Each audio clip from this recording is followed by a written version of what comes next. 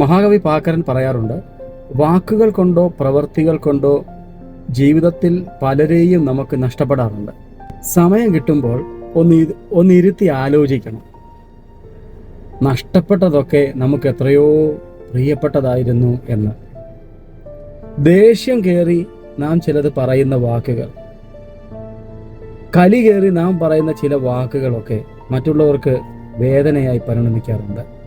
ആ ഒരൊറ്റ കാരണങ്ങൾ കൊണ്ട് അവർ നമ്മോട് സംസാരിക്കാതിരിക്കാം, നമ്മെ വെറുക്കാം, നമ്മെ വിടക്കെന്നെണ്ണാനുള്ള സാധ്യതകൾ വളരെയാണ്.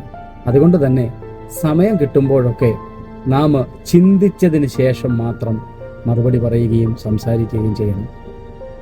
അല്ലെങ്കിൽ വാക്കുകൾ പറയുന്നതിന് മുൻപ് ഞാനിത് പറയുന്നത് നല്ലതാണോ, ഞാനിത് പറയുന്നത് കൊണ്ട് എൻ്റെ സുഹൃത്തിന്, എൻ്റെ ഏറ്റവും പ്രിയപ്പെട്ട ആൾക്ക് വേദന വരുമോ എന്ന് ചിന്തിച്ചതിന് ശേഷം മാത്രം പറയുക, ഹൃദയപൂർവ്വം.